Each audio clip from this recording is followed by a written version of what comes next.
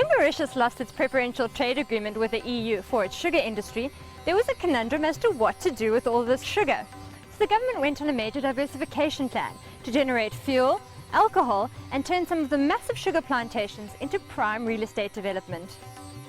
They're called integrated resort schemes, and properties here go for between 1.3 to 3 million US dollars. IRS schemes were put in place so investors could own property in Mauritius while also allowing expansion of the country's tourism sector. The IRS scheme stands for Integrated Resort Scheme. It was really a mechanism for investors to own freehold property in Mauritius. Previously, this was ring-fenced to only Mauritian citizens. So once again, it was an effort on the Mauritian government's part to open up the economy to allow a flow of foreign domestic income or foreign domestic investment. What it essentially does, it allows people to own underlying properties on ring-fenced estates. Predominantly the theme has been the golfing estates, with Ernie Els having designed courses, Peter Makovich. And also what it allows is those people buying those properties the ability to get permanent residence associated with the property. So they're able to reside here in Mauritius and once again base themselves out of Mauritius. There are a number of schemes available on the island at the moment, and also what Mauritius was hoping to do was they were looking with the increased numbers of tourists arriving in Mauritius, the IRS schemes would also provide additional accommodation for those people. But with the current global slowdown, IRS sales have slowed, and so government introduced a cheaper option known as real estate schemes. Late last year, the Mauritian government recognized that the IRS developments, the big golf course developments, which are principally priced between sort of $1 to sort of $2 million, may find difficulty and may not have the same momentum. So they introduced a new regulation allowing foreigners to buy into schemes referred to as the RES, which don't have the same price thresholds that the IRS had. So over the last sort of 6 months, we've seen the introduction of a different type of property ownership, essentially property that can be bought for under $500,000. And that market over the last 6 months has not been as affected as the expensive villa market. Unlike other housing markets around the world, the prices for these villas haven't dropped.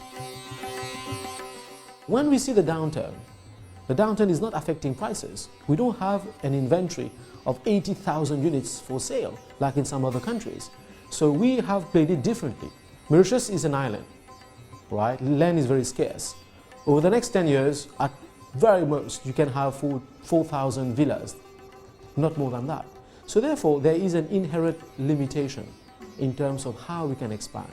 And we are privileging inland development for these IRS projects so that we don't impinge furthermore on the fragile ecosystem that we already have. So it's been well thought out to attract high net worth individuals into Mauritius. And these people can engage into business, these people can run their family office out of Mauritius, these people can manage their wealth out of Mauritius. And that's the reason why we crafted it. At the same time, they can be tax resident in Mauritius. And you're a tax resident in Mauritius, you don't get taxed on your worldwide income unless it is remitted. So there's a very interesting tax efficient planning at the back of it. So it's not just a property play, as you can see. It hinges on a few other key ideas. 4 years ago, the European Union cut the price of sugar by 36%, making it unprofitable to carry on farming. IRS schemes allowed farmers not only to sell their land, but also be part of the development process. Most of the development that has happened here has happened as a sort of joint venture between a foreign-based developer and a local landowner.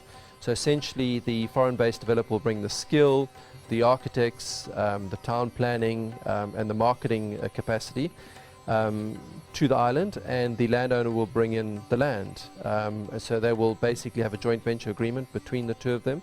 It's worked well because it's essentially meant for the developer that doesn't have a high capital outlay as far as paying for the land. It's worked well for the sugarcane farmers because they've been able to stay in the development and have a say in how the development works, and also they've obviously had a say in the profits. They've had their contribution of profits out of those developments. So it's been a worthwhile exercise for them as landowner. But the country hasn't simply shut up its sugar industry. Sugar is still exported, but with the EU slashing prices, value had to be added, and some serious consolidation and redistribution of skills had to take place. In 1998, we used to have 8 sugar mills running in the region, and now, since last year, we only have 2 running, and this year is going to be 1.5 running only. So, which means that we've done a great deal of centralization, and that was brought about mainly because of the EU sugar reform. What happened is the EU sugar regime has been reformed, and there has been a drastic fall in the price, so of 36%. So our sugar earnings drastically fell off 36%. So we've had to make a plan to survive, and this plan has been divided in a few parts, if I may say. There's one part of cost cutting, so both at the industrial level and at the field level. And on the revenue increasing side of things, we are now going from raw sugar exports to refined sugar.